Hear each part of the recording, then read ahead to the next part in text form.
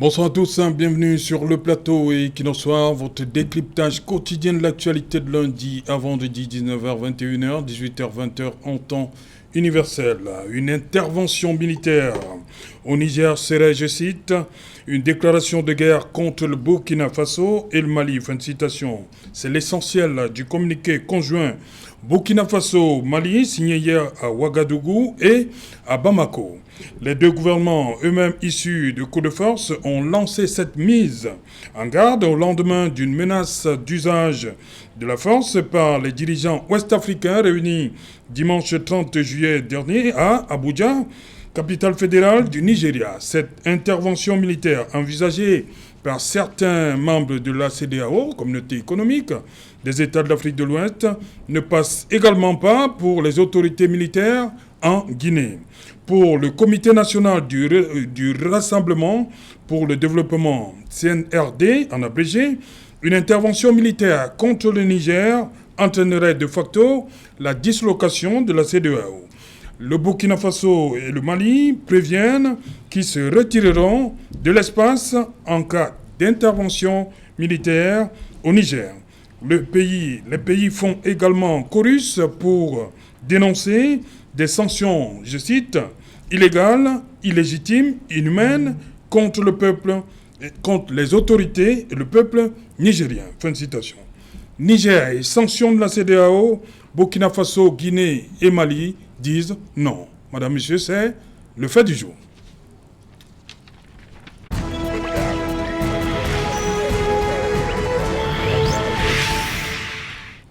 Pour en parler, nous avons une fois de plus en plateau Dr Dalvaris Goudjou. Bonsoir, bienvenue. Bonsoir Serge Alain, bonsoir Dr Somba, bonsoir mon ami Dam. Un bonsoir particulier aux millions de téléspectateurs d'Equinox Soir et merci pour l'invitation. Voilà, à côté de vous, vous l'avez dit, Dr Lucien Somba, bonsoir.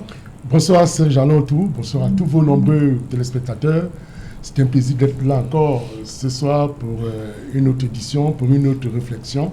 Nous voulons saluer avec tout le respect requis les autres compagnonnistes que vous présenterez, avec lesquels nous allons certainement éclairer la lanterne des nombreux téléspectateurs qui nous regardent sur un sujet qui touche l'Afrique et qui touche particulièrement l'Afrique de l'Ouest. Voilà, bonsoir à vous, Abdounda. Bonsoir Serge Aléotou. Bonsoir Dr Luzo Somba, Dr Davaris. C'est un plaisir renouvelé de partager un plateau d'envergure. Un bonsoir particulier aux téléspectateurs d'Equinox Soir et d'Equinox Télévision en général. C'est un plaisir de répondre à cette invitation pour qu'on puisse débattre d'une thématique d'envergure. Parce qu'en réalité, on fait face à un ensemble d'éléments qui en réalité invitent au paradigme nouveau de la lecture de comment est-ce que la pratique politique se donne à voir. Les variables semblent s'opposer en s'opposant. Je crois que dans l'analyse, on va essayer de décrypter en réalité ce qui se joue du côté du Niger. Parce qu'en réalité, le sujet est davantage très intéressant. Voilà. On ne va pas sortir. On va dire l'Afrique de l'Ouest, on se comprend. Parce qu'à côté, en deuxième partie, on va s'intéresser également au Sénégal, avec Ousmane Sonko et les autres. Voilà, docteur Goudjou, hier vous étiez sur ce plateau, ça a commencé à fuser. Pourquoi, selon vous, un communiqué conjoint Premièrement, selon Mali-Burkina Faso. Oui, c'est quoi ce mariage? Moi, je pense que tout est clair. Tout montre clairement que dans un premier temps, il y a eu certaines concertations. Non seulement, c'est vrai que le communiqué émane des autorités maliennes et burkinabées, mais à mon avis, il y a eu une concertation entre les autorités maliennes, burkinabées, mais surtout nigériennes, qui sont actuellement au pouvoir. Et cela veut dire ce que ça veut dire. Surtout, il faut bien mesurer quand même que dans la quintessence, les éléments qui permettent de transmettre le communiqué sont les autorités militaires, en l'occurrence le colonel Abdoulaye Maïga, qui est porte-parole du gouvernement malien.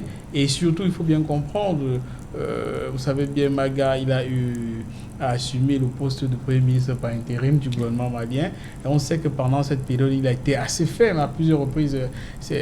Durant pratiquement toute la transition malienne, c'est un des hommes qui, selon moi, a beaucoup marqué la scène, et particulièrement sa sortie, son discours aux Nations Unies lors de l'Assemblée générale.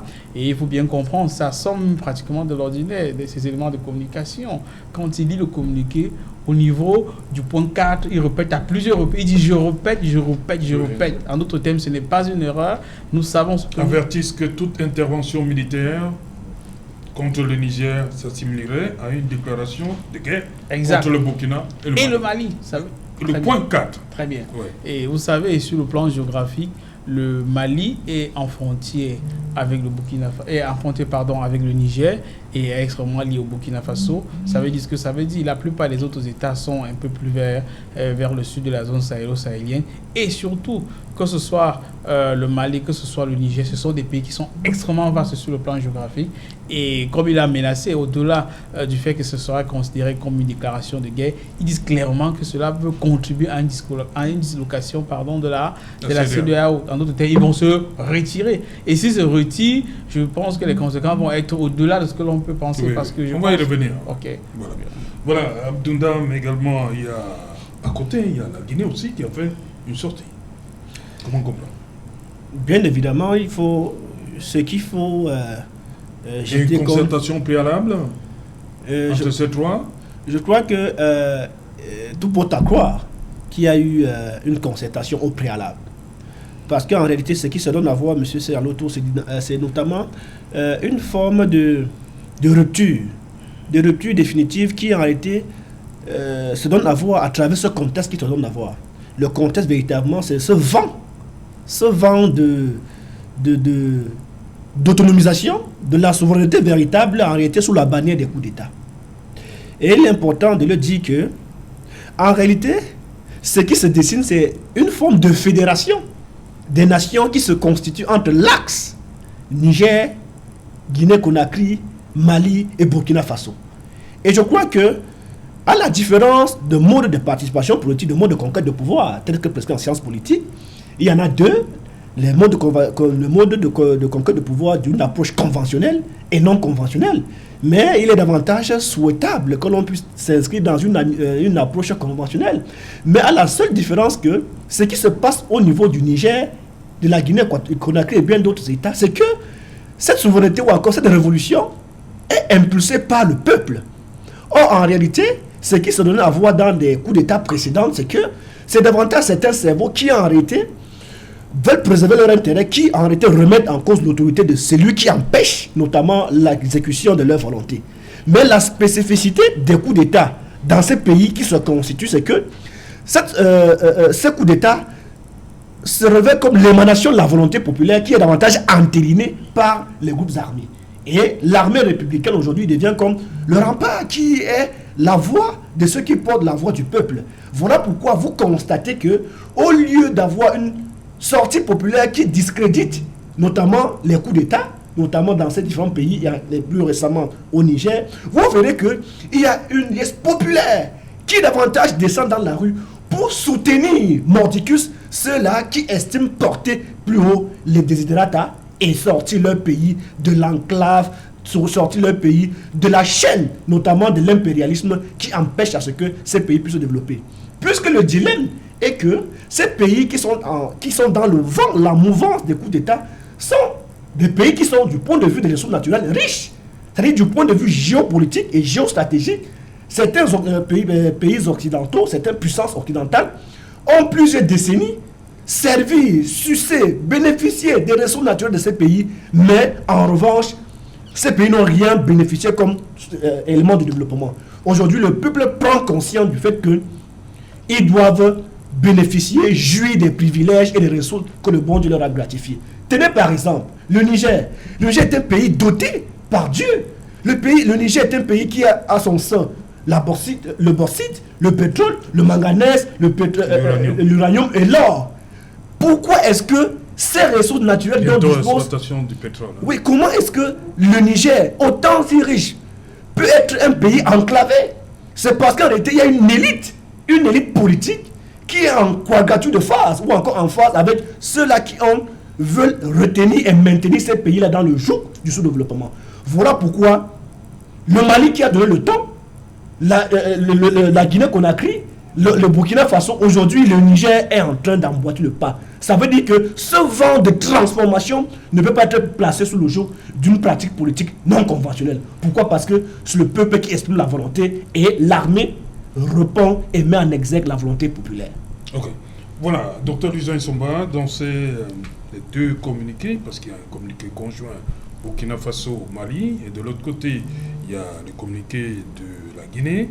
Voilà, ils reconnaissent que ces sanctions prises à l'encontre du Niger dimanche dernier à Abuja sont illégales, illégitimes et voire inhumaines. Bien entendu, vous savez, Serge Alain-Autou, la CEDEAO est une organisation sous-régionale de l'Afrique de l'Ouest qui a pour mission justement d'harmoniser les rapports, qui a pour mission de régler les litiges, un temps soit peu qu'ils soient nés. Mais ils ne sont pas en train de vouloir régler là? Voilà, j'en viens justement. Mais le règlement de litige ne doit pas se jouer sur 2 poids 2 mesures, parce qu'il y a souvent eu des problèmes qui ont traversé les pays de l'Afrique de l'Ouest, mais on n'a pas vu la CEDEAO réagir d'une telle manière. Parce qu'on voit une sorte, si vous voulez, de brutalisme des résolutions qui sont prises. On dit interdiction économique. Ils l'ont fait avec Gbagbo. Ils ont fait avec Gbagbo, oui. Ben, il y a interdiction. C'était également à Abuja, hein, voilà. Jonathan. Voilà, justement. Toujours un président nigérien. Voilà. Ouais. Il y a donc, parmi ces différentes sanctions qui, on estime, sont illégales, illégitimes et peut-être inappropriées, il y a Ils ont ajouté inhumaine. Il y a un blocus économique. Oui. Il y a, si vous voulez, une injonction militaire. Oui. C'est-à-dire qu'en cas, si dans une semaine, on ne restitue pas Mohamed Bazoum aux affaires, justement, il y aura une réaction militaire. Ce que je voudrais dire, c'est qu'il ne faudrait pas qu'à un moment donné de l'histoire, des organisations qui sont mises en place, comme je l'ai dit tout à l'heure, opèrent d'une manière, comment dire, à 2 poids 2 mesures, de manière discriminatoire. Et je vais vous dire, pourquoi inhumaine? Parce que, vous voyez, le Niger traverse, quand nous faisons une analyse de fond de la situation même géostratégique du Niger, vous vous rendez compte que le Niger est situé au cœur du Sahel. Et que quand vous regardez très bien, toutes les transactions qui sont faites, par exemple, par la France, pour aller vers le Mali, transitent d'abord au niveau du Niger. Donc c'est pour dire que c'est une chose stratégique, c'est un pays stratégique. Madame citait tout à l'heure la diversité des ressources humaines que ce pays a en termes justement qui peuvent, toutes ces diversités, si elles sont mises en œuvre, peuvent faciliter le développement de ce pays. Or, on se rend bien compte que si de telles mesures sont opérationnelles et mises en œuvre, ce qui est sûr, c'est que le Niger, qui connaît déjà des problèmes de pauvreté, d'infrastructures qui n'existent presque pas, on vous a un peu expliqué combien l'éducation est difficile de ce côté-là. À travers donc les mesures qui sont prises par la CEDEAO que nous venons d'évoquer, si elles sont mises en pratique, elles sont opérationnelles, bien entendu, elles seront considérées comme inhumaines parce que ne permettront pas au Niger davantage de plonger vers le développement, aussi de connaître un moment d'insécurité. Parce que lorsque vous voyez déjà les coups d'État se perpétrer, cela traduit l'idée de 2 choses. Soit le peuple vit mal et que l'option militaire paraît être l'issue favorable, utilitaire et nécessaire pour rétablir le peuple dans ses droits, ou alors le peuple estime que peut-être il faut mettre en place un dirigeant qui puisse nécessairement ou évidemment satisfaire leurs besoins les plus élémentaux. Donc c'est pour dire quoi, ces gens-là autour. Aujourd'hui, vous regardez très bien que la sortie de Goïta, Traoré, Doumbouya marque une certaine solidarité. Oui. C'est-à-dire qu'une certaine solidarité qui... C'est mauvais, on a même entendu certains médias occidentaux ajouter solidarité putschiste. Ils avaient dit mettre putschiste. Bon, c'est pour dire qu'aujourd'hui, si il y a une intervention militaire, oui. C'est pourquoi ils estiment l'illégalité ou l'illégitimité. S'il y a une intervention militaire qui viendrait d'ailleurs, ces 3 leaders désormais de l'Afrique de l'Ouest ont décidé de se mettre ensemble pour parer à toute éventualité. Et pour moi, à mon sens, c'est quelque chose qui marque aujourd'hui une autre relecture, si vous voulez, une autre lecture des rapports au niveau des organisations sur-régionales, surtout en termes de ce que, lorsque une organisation comme la CEDEAO peut procéder à 2 poids 2 mesures, comme je l'indiquais tout à l'heure, ce qui fait de sorte qu'à un moment donné, il y aura une révolution de certains États. Et comme je dois vous l'indiquer, s'il y a cette intervention militaire, ce qui est évident, c'est que la CEDEAO prendra un coup dans son organisation interne et pourrait peut-être... La CEDEAO a toujours condamné les coups de force. Oui, mais il ne condamne pas les coups de force institutionnels. Écoutez, quand quelqu'un modifie la Constitution pour y demeurer au pouvoir, oui, c'est un coup d'État institutionnel qui mérite d'être sanctionné. Également. Parce que lorsqu'on lève le verrou de la durée du mandat présidentiel. Écoutez, c'est Jalotou, on a souvent dit que, et c'est un constat général, lorsqu'un président de la République qui a mis du temps organise une élection, pendant qu'il est au pouvoir, ce qui est évident, c'est qu'il ne va jamais perdre. La preuve en est que il n'y a pas de subtilité constitutionnelle qui voudrait que lorsque le président se présente à une élection, il doit se retirer des affaires publiques, même partie de la présidence, qui est le local, pour attendre justement et le résultat. le résultat. Mais on voit qu'ils y restent parce que justement, c'est une stratégie. Donc, c'est jamais tout. Il faudrait que nos organisations sous-régionales comprennent une chose. Dans la logique qui vise à protéger l'harmonisation des rapports entre les États, surtout les questions liées aux rapports, aux relations entre les États sur l'aspect politique, il faudrait que ces organisations comprennent une chose. Lorsqu'on fait 2 pas 2 mesures, on fragilise l'organisation. Et cela fait de sorte que, avec une telle réunion qui est annoncée, une telle solidarité de corps qui est annoncée entre Goïta, Traoré et Doumbouya, vous comprenez que c'est déjà, si rien n'est fait en termes de négociation, rien n'est fait en termes de mise en place d'un cadre de concertation, ce qui est sûr, c'est que la CEDEAO parvient véritablement. Monsieur Serge, je veux ajouter quelque chose. C'est très intéressant sur ce que le docteur Somba est en train de dire. Pour dire qu'en réalité, en ce qui concerne la CEDEAO, en droit constitutionnel, ça s'enseigne. Pour dire qu'en réalité, la CEDEAO naît de la volonté des États. Ça veut dire que c'est une organisation par fusion. Ça veut dire qu'en réalité, la souveraineté de la CEDEAO est tributaire par la capacité au pays, notamment de fédérer. Cela voudrait donc dire, il y a deux aspects qui s'opposent. Le droit international et bien évidemment la pratique politique. Si en réalité, la CEDEAO estime qu'elle peut prendre des décisions en défaveur de la volonté du peuple, et il faut donc comprendre que le peuple va donc brandir sa souveraineté. La souveraineté est au-dessus de toute velléité d'une organisation. Je prends un exemple. Pour dire qu'en réalité, l'inefficacité des sanctions prises par la CEDEAO dans des cas précédents. Oui. On a donc vu que l'expérience du Mali, l'expérience du Burkina Faso, l'expérience de la Guinée-Conakry, en réalité est un élément fondamental qui peut donc permettre à ce que les pays peuvent s'émanciper en disant que oui, si le Burkina Faso a résisté, si le Mali, malgré toutes ces sanctions qu'on avait imposées sur le Mali, a parvenu à résister, ça veut dire qu'en réalité ces pays peuvent s'émanciper au-delà même de la CEDEAO. Donc ce qui est important de le dire, une organisation a pour vocation d'harmoniser le développement des pays. Mais alors, ce n'est pas une contrainte. Les pays qui sont membres peuvent décider de sortir de là. Il est important de le dire que c'est la souveraineté populaire qui est plus importante. Voilà pourquoi les sanctions imposées par la CEDEAO, je vous promets, M. Sarotou, ne seront pas opérantes parce qu'en réalité, le peuple va résister. Voilà. Le peuple va résister. Voilà, il parle justement de ces sanctions-là. Ce n'est pas la première fois que la CEDEAO sanctionne dans la suite d'un coup d'État, mais il y a un élément nouveau, l'intervention militaire. C'est dit quoi? C'est parce que on peut se passer, l'État, on peut passer au-dessus des sanctions, mais si on ajoute l'intervention militaire, ça peut pousser le pouvoir, le nouveau pouvoir à céder. C'est ça l'élément. Premièrement, d'abord au niveau des sanctions, les différents gouvernements, que ce soit de la Guinée, du Mali ou même du Burkina, ont raison de dire que ce sont des sanctions qui sont inhumaines. Oui. Parce que quand vous dites que vous bloquez les transactions commerciales, quand un commerçant, un vendeur de bœufs du Niger vend son troupeau à quelqu'un en Côte d'Ivoire, pourquoi l'empêchez-vous de faire son commerce? En quoi est-il concerné par le coup d'État? Quand et comment a-t-il acheté les armes du coup d'État? Quand vous empêchez une vendeuse... C'est pourquoi les trois pensent que c'est inhumain. Non, c'est inhumain. Quand vous empêchez une vendeuse, je sais pas quoi, de dates, je sais pas quoi, du Niger, de vendre ses dates au Burkina Faso, en quoi cette maman est liée à un coup d'État qui s'est opéré dans un palais présidentiel? Exact. Une maman qui a regardé n'a jamais vu le palais présidentiel à Niamey. Pourquoi vous l'empêchez de faire son commerce? C'est inhumain. Ou alors, pourquoi empêchez-vous qu'on lui paye son argent après avoir fait un salarié? Quand vous dites que vous bloquez les avoirs d'un État souverain, pourquoi l'enseignant qui enseigne à la frontière ne doit pas-il recevoir son salaire pour un coup d'État? En quoi est-il concerné par un coup d'État alors qu'il enseigne des enfants pour l'avenir de la nation?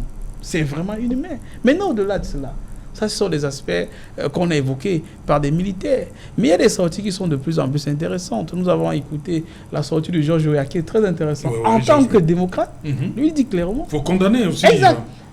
Que tant qu'il y aura des coups d'État constitutionnels, comme en Côte d'Ivoire, pour s'éterniser au pouvoir, il y aura toujours des coups d'État militaires. Voilà. C'est bien beau de condamner. Georges Weah. Oui, Georges Weah qui est venu démocratiquement au pouvoir.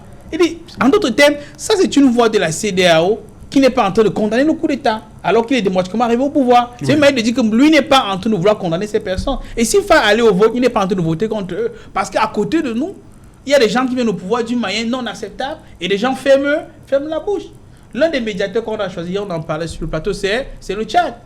Quelqu'un comme celui-là, il vient être exemple, jusqu'à dire qu'il quitte le pouvoir. Lui, il arrive au pouvoir comment?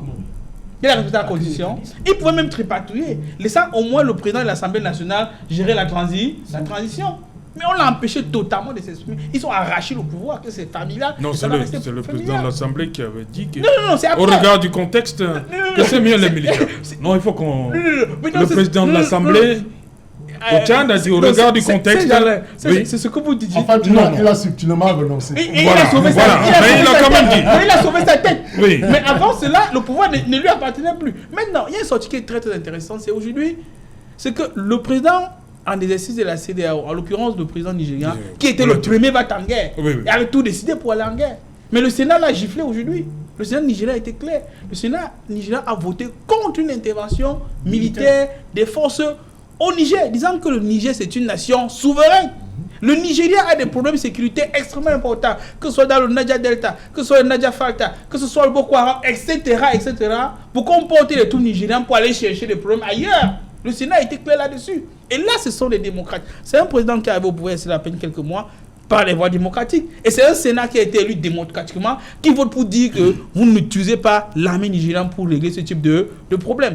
Moi, je vais sortir en disant que ce soit la sortie de Georges Weah, que ce soit le vote du Sénat nigérien aujourd'hui, tout montre clairement qu'il ne peut pas avoir une intervention militaire. Puisqu'en réalité, vous savez, dans le fond, c'est cela. C'est qu'il y a des choses qui se passent dans le couloir. Quand vous voyez une ou deux personnes parlent, quand vous êtes dans une salle de déclaration, je crois que le docteur Luzo le sait, à l'université, quand quelques enfants babattent, quand les étudiants babattent, il y en a plein qui ont beaucoup à dire et il y en a qui ne parlent généralement pas. Oui. En d'autres termes, quand vous voyez le Sénat aller dans ce sens, quand vous voyez cette sortie de Georges Weah officiellement, ça veut dire qu'il y a beaucoup d'autres chefs d'État qui ne sont pas en train de partager ce point de vue. Et en plus, c'est un malaise général.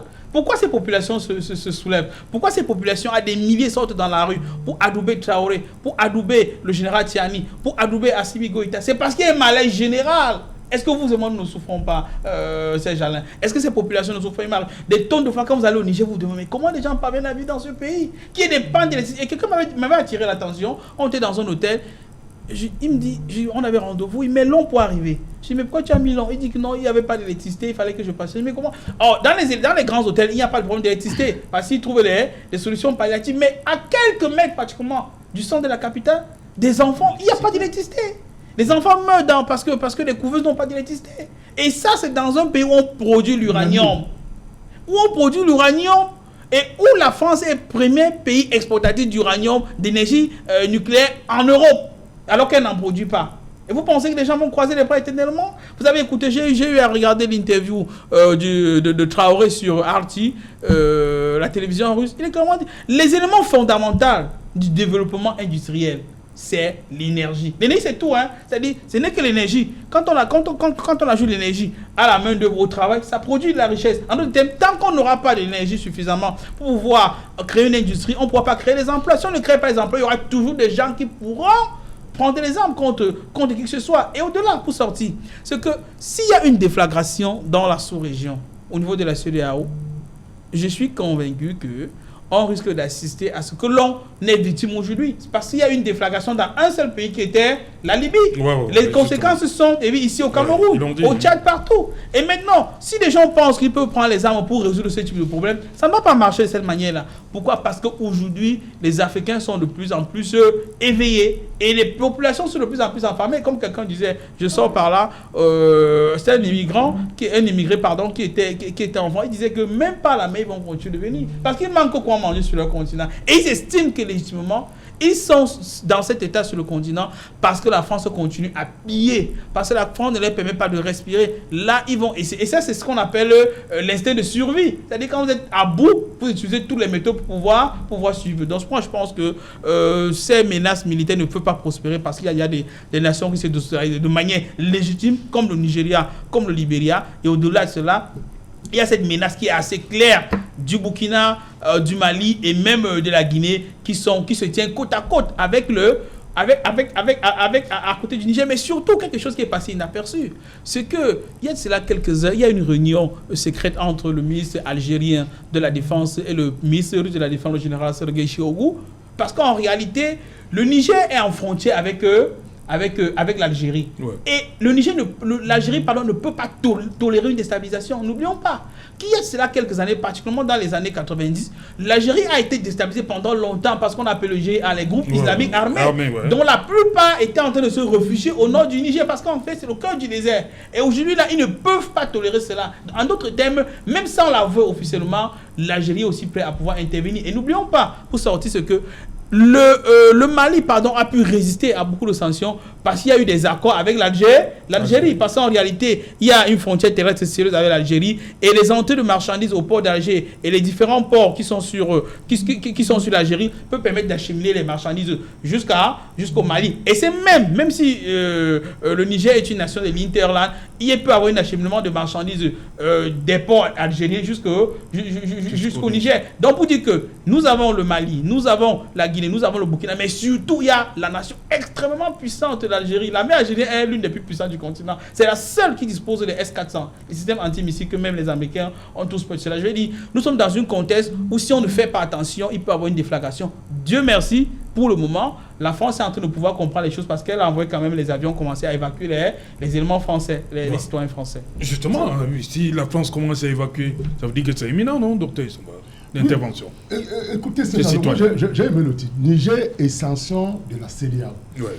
Vous savez, la sanction est, j'allais dire, l'élément le plus radical dans la hiérarchisation. Parce que on ne peut pas commencer à la sanction. Justement, on ne peut pas commencer par une option militaire ayant exclu les bons offices, la concertation, les éléments diplomatiques. On tombe directement dans l'option militaire pour vous dire que si une semaine plus tard, on ne rétablit pas tel, on lance l'option militaire. Et c'est à partir de là, Serge Alonto, que je comprends que c'est comme s'il y a une instrumentalisation de la CEDEAO. Parce que lorsqu'on veut régler un problème, même dans la société aujourd'hui, parfois on vous dit, vous donnez mieux un mauvais arrangement qu'un bon procès. Ouais. C'est-à-dire qu'on commence par des négociations, des bons offices, pour essayer de voir dans quelle mesure on peut régler le problème de manière pacifique. Parce que lorsque on opte pour l'élan militaire, ça devient très compliqué dans, comme je le disais tout à l'heure, dans la vie et la survie des populations d'un État comme le Niger. Et vous convenez avec moi aujourd'hui que la réaction de la CEDEAO amène à réfléchir, ou du moins amène à penser les relations, ou du moins à penser la mise en place des organisations, penser avec eux, parce que c'est malade, peut-être maintenant il faut penser avec eux pour réfléchir quelle organisation mettre en place pour essayer de juguler de tels types de problèmes. Parce que quand vous regardez ce qui arrive, on se rend bien évidemment compte que dans une logique de réparation, dans une logique de concertation, on aurait pu mettre en place des médiateurs qui pouvaient aller négocier pour que la situation revienne dans des meilleures situations. Mais voilà, justement. Mais vous vous rendez compte que c'est genre une semaine. On vous dit, si vous ne réagissez pas, vous allez avoir une semaine, donc sous week-end, on va réagir par une option militaire. Moi, je pense que c'est une sortie hasardeuse et inhumaine. Vraiment, je continue de le soutenir de la CEDEAO. Parce que ces gens-là, les États aujourd'hui qui sont configurés autour d'une organisation sous-régionale, communautaire comme celle-là, voudraient que lorsque surviennent un certain nombre de litiges, surtout aujourd'hui avec la montée en puissance des coups d'État, vous convenez avec moi que ça devient très compliqué aujourd'hui pour les CEMAC, la CEDEAO, tout ça, de bien pouvoir réagir.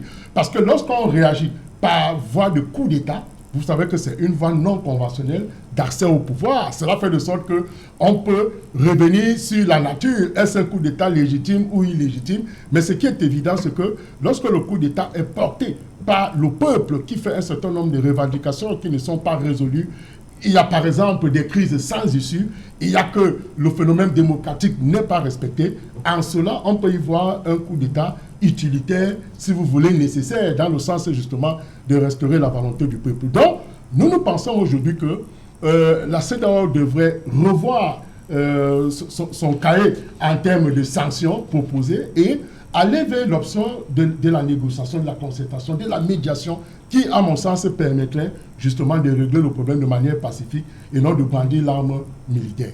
Voilà, Mali, Burkina Faso, qui dit, bon, voilà, si jamais il y a une intervention au Niger, déclaration de guerre. On comprend ce que ça veut dire. Mais de l'autre côté, en Guinée, ils sont un peu plus souples. Doumbouya pense que ce n'est pas une très bonne option que d'intervenir militairement au Niger.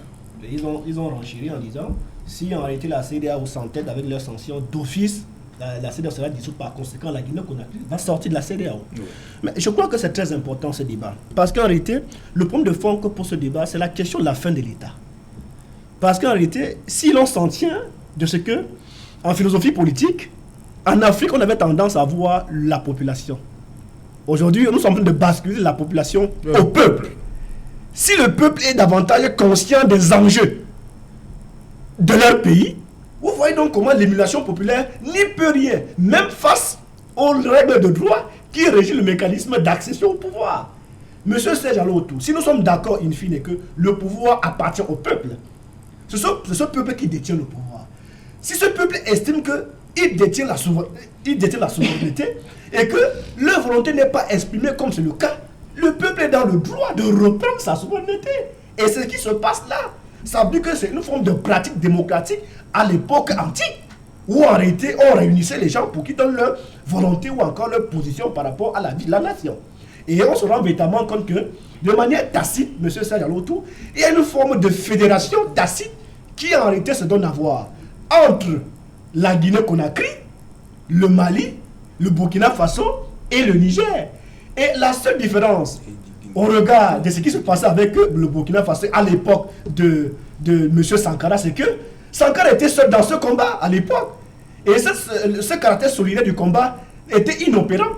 Vous voyez donc à quelque temps peu, il y a cette vague de transformation, cette vague d'accompagnement, et que si le Mali a donné le tempo, voilà la Guinée-Conakry qui a suivi, le Burkina Faso qui suit, le Niger qui suit, c'est quel pays qui va suivre? Puisqu'en réalité, c'est un vent de transformation. Pourquoi? Parce que les pays, la jeunesse africaine est consciente du fait que l'Afrique ne peut pas disposer des ressources naturelles, ne peut pas disposer de tout ce qu'il faut pour se développer, et que ceux qui sont censés nous diriger rentrent à contre-courant du développement. Si tel est le cas, il faudrait qu'on puisse revoir. Voilà pourquoi je salue à quelque peu le discours de M. Traoré qui dit, au lieu d'aller mendier en Europe, lorsque le peuple va avoir la famine, allez demander la nourriture devant les palais. C'est pour dire en réalité que le peuple, si le peuple est davantage conscient, comme c'est le cas, M. Olotou, les dirigeants africains vont prendre à cœur le développement de nos pays. Pourquoi? Parce que trop c'est trop. On ne peut pas disposer de ressources naturelles et continuer à vivre dans la misère ambiante. Et je crois que les Occidentaux qui tirent les ficelles sont en train de comprendre que ça les dépasse. J'ai fait une analyse dans ce cas pour démontrer que la France, par exemple, qui est un pays qui est au cœur de cette pratique, monsieur Serge Alotou, la France a atteint son pic. La France est en train de descendre en Afrique. C'est-à-dire la performance de la France en termes de partenariat, en termes de sympathie, mais c'est en train de foutre le bordel. Pourquoi? Parce que la France n'a pas su capitaliser.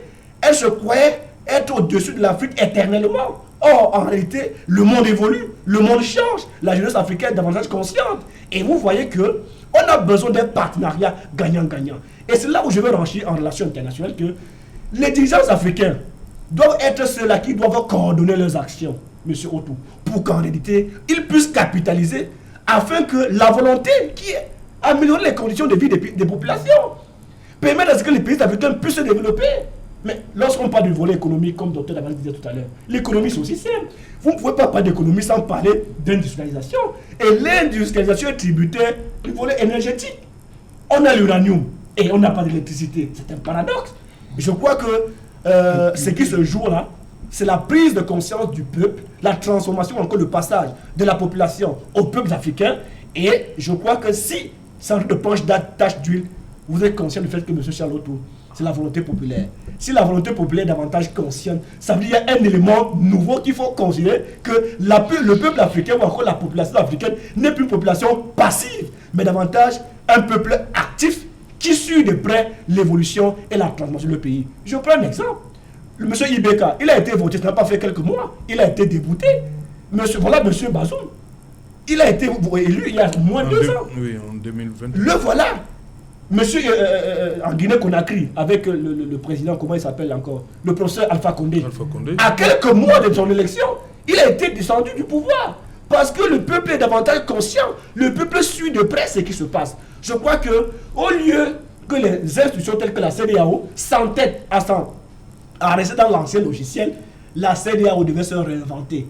C'est quoi la raison d'être de la CEDEAO? La raison d'être de cette organisation sous-régionale, c'est bien évidemment veiller, réfléchir sur des questions à même d'impulser le développement. Si la CEDEAO ne se réunit que pour donner sanction lorsque le peuple réclame son pouvoir, ça pose problème. Okay. C'est voilà que j'ai parlé de la fin de l'État. Si on peut donc parler de la fin de l'État, il est important de parler de la fin de ces organisations-là. Si ces organisations ne peuvent pas travailler pour le développement des pays africains, ça ne sert à rien. Voilà pourquoi cette organisation implicite, que je qualifie de fédération qui est en train de naître entre le Niger, le Mali, la Guinée et le Burkina Faso, dont la figure de proue est le Mali. Je crois que je salue le communiqué de M. Maïga. Je vous assure, lorsqu'il est peut en cadre de plus, ça s'appelle en langue française l'emphase. L'emphase, c'est une métaphore qui amène à comprendre qu'ils ont de l'insistance et qu'ils ne sont pas en train de blaguer. Et pour sortir définitivement, M. Otou, nous sommes en droit international.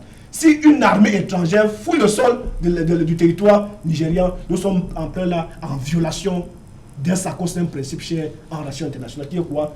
L'ingérence dans les affaires internes et la violation du territoire nigérien. Voilà, le communiqué conjoint, hein, c'est pas seulement le colonel Maïga qui l'a signé. Mais c'est conjoint. Et il y a également... Pour dire que le communiqué a été lu au Mali et lu également au Burkina Faso. Signé par, également du côté burkinabé par Jean-Emmanuel Ouedraogo, ministre de la Communication, de la Culture, des Arts et du Tourisme, porte-parole du gouvernement burkinabé.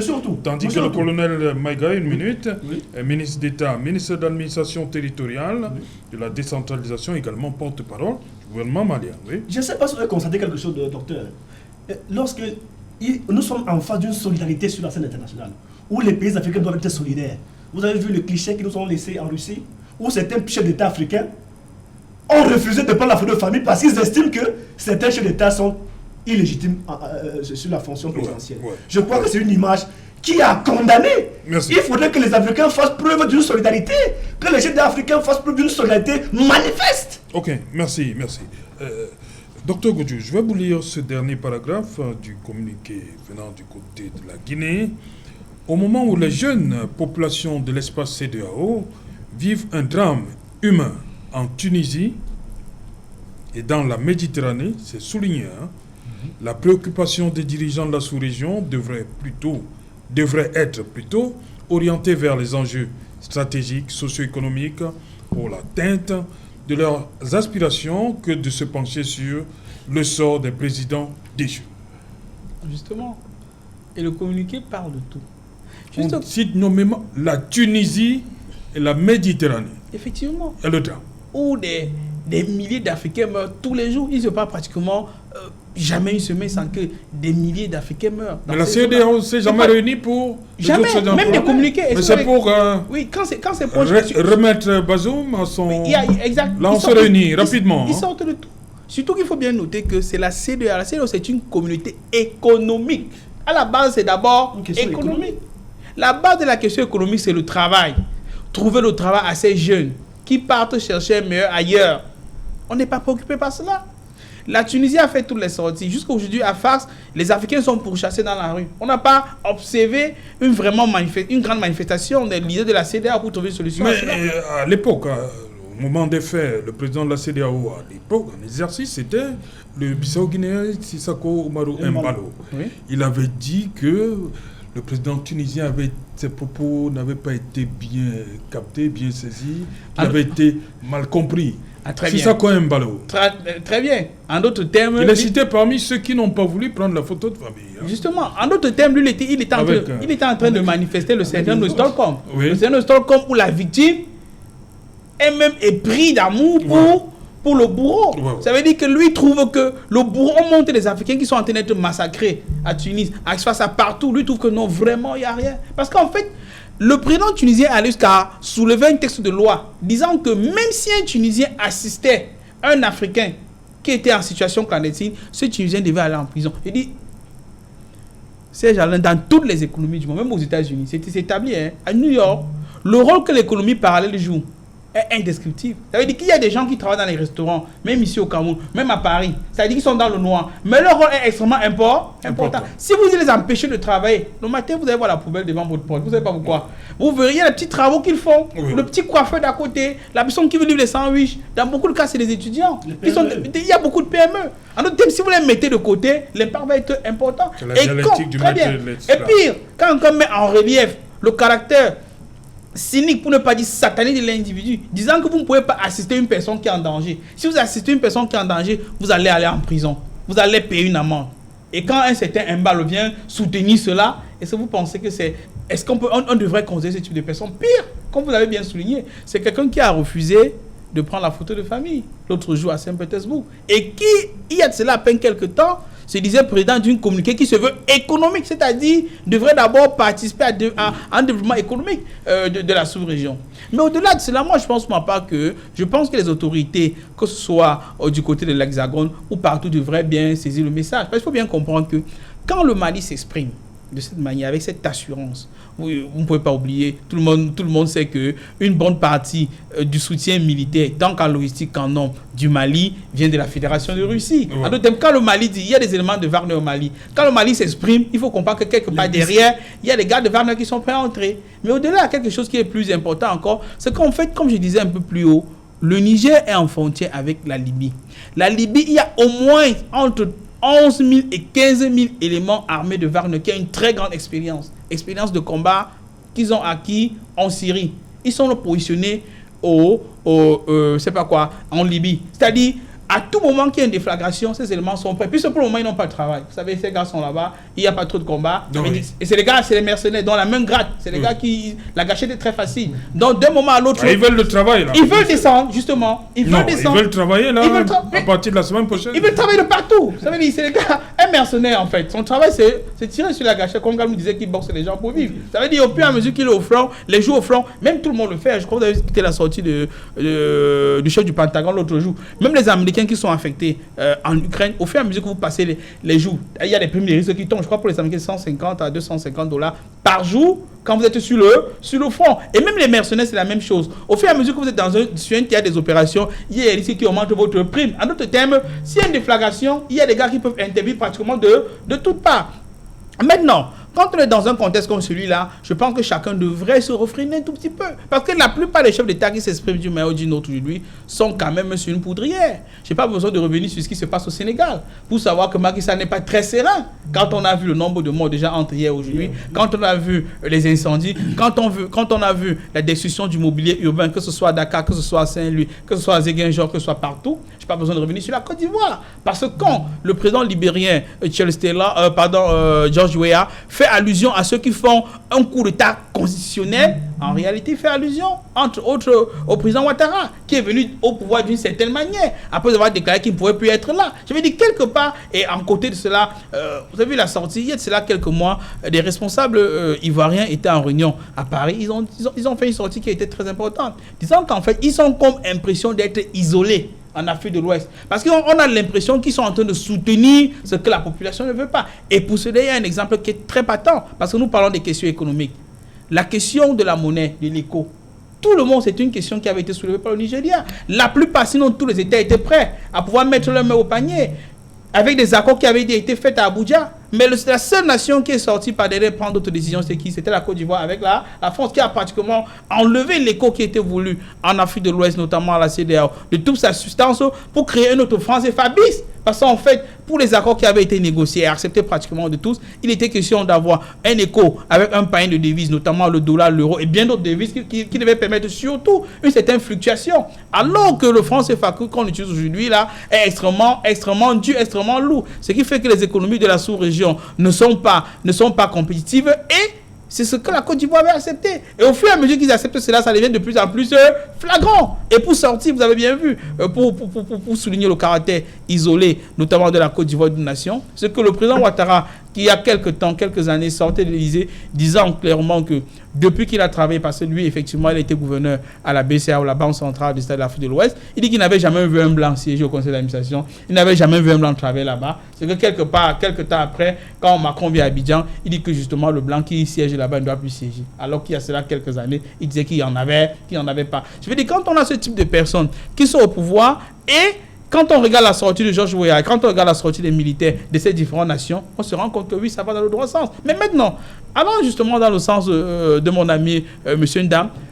En fait, il y a un communiqué, il y a de cela quelques mois déjà, entre le Mali, le Burkina et la Guinée, qui démontrait un début de fédération de fait.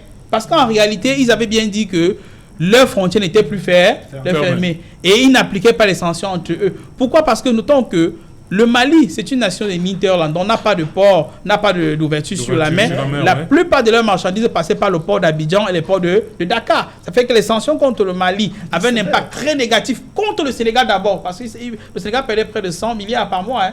Le patronat sénégalais s'est beaucoup fâché contre Macky Sall pour cela. Le patronat ivoirien était très fâché contre Ouattara pour cela parce que les marchés ne passaient pas. Et maintenant, dans cette forme de fédération de fait, ça permettait que, puisque qu'on a créé un port qui n'est même pas très, très utilisé, ça permettait que la marchandise, pour ces différents États qui sont sous embargo, que la marchandise passe clairement par le port de Conakry. Ça fait que les sanctions les permettent de respirer plus facilement. Donc, je suis tout à fait d'accord avec lui, qu'au-delà de tout, il y a une forme de fédération de fait. Et surtout, pour terminer, dans la fin du communiqué du colonel Abdoulaye Maïga, porte-parole du gouvernement malien, il dit clairement qu'en fait, on a comme impression que, je le paraphrase, les autorités de la CEDEAO ou les différents chefs d'État sont en train d'aller contre le panafricanisme.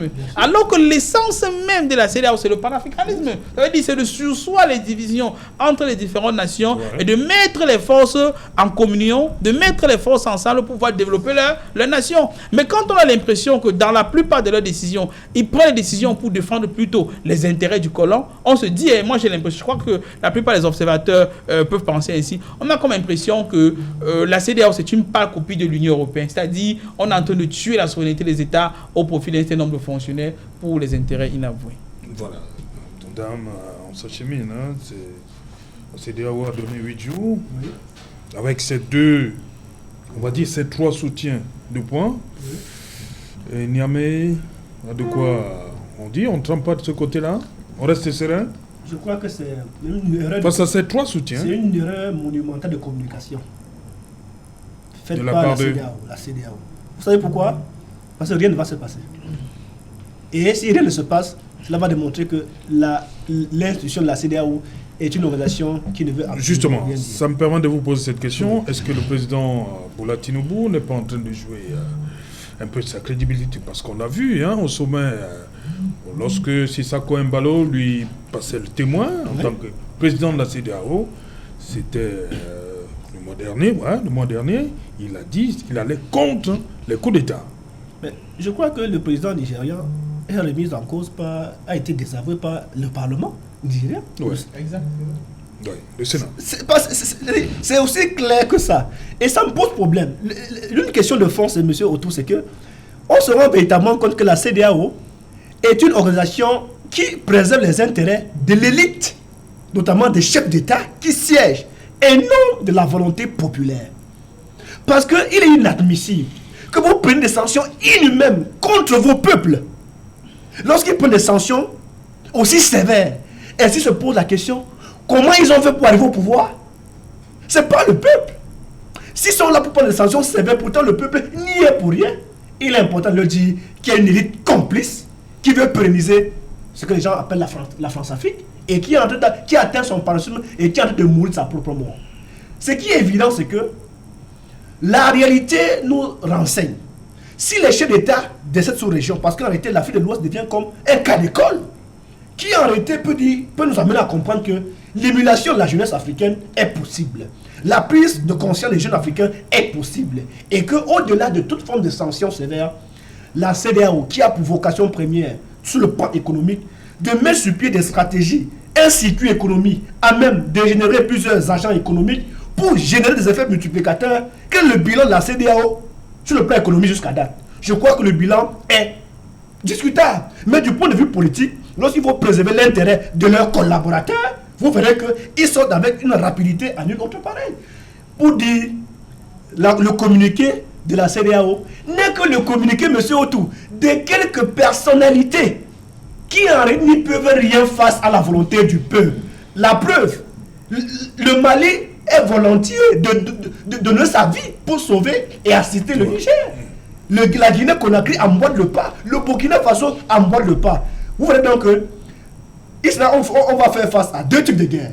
Ou arrêter certaines personnalités qui veulent prendre en possession certains pays face au peuple. Je vous pose la question.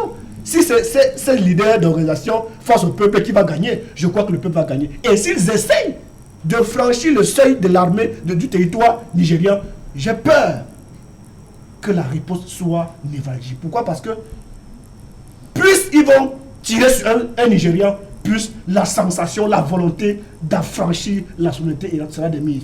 Et je suis sûr de ce que si les découragements commencent à s'opérer, tel que le discours de M. le Président Georges Weah et le désavouement du Parlement nigérien qui désavoue à Mondo Vision le président du Nigeria, je crois que le communiqué de la CEDEAO est un communiqué qui engage sans engager.